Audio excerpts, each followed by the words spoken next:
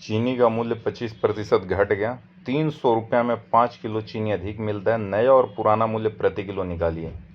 25% का मतलब 1/4 होता है।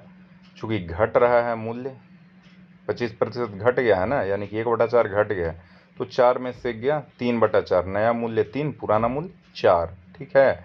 वही अगर बढ़ रहा होता तो नया मूल्य हो जाता 5 और 4 और 1 5 हो जाता, और पुराना मूल्य हो जाता 4।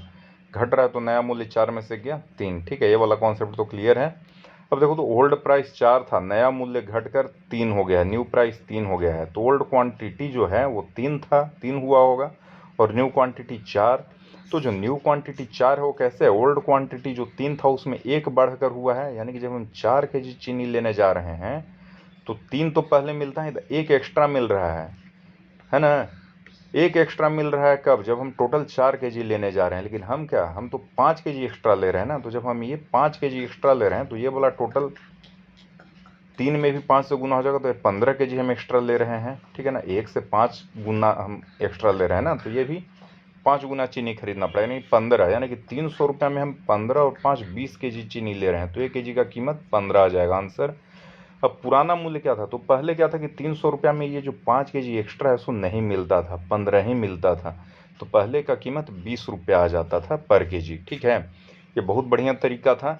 एक दूसरा तरीका थोड़ा देख ले रहे हैं, बस नॉलेज के लिए। ठीक है,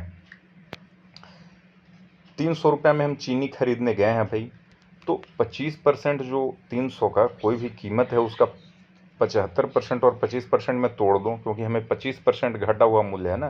तो जो 25% घटा हुआ मूल्य है उसी से हम 75% से तो हम इनिशियल क्वांटिटी खरीद लिए, और 25% से हम क्या हुआ, 5 केजी खरीद लिए। ठीक है, तो 25 केजी तो 300 का 75 होता है, तो इसी 75 से हमने 5 केजी खरीदा है भाई, तो पर केजी प्राइस 15 आ गया। ये वाला 15, ये नीचे वाला 15 तो इनिशियल क्वांटिटी है।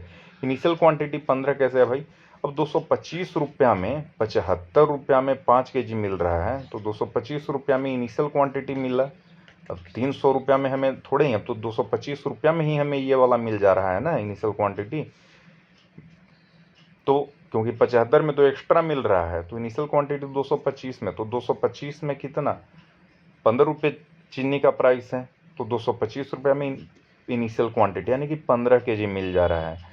तो अगर इनिशियल क्वांटिटी के जगह पर, है ना, इनिशियल क्वांटिटी के जगह पर अगर 15 डाल दिए, तो अब हम क्या देख रहे हैं कि 300 रुपया में हमें कितना,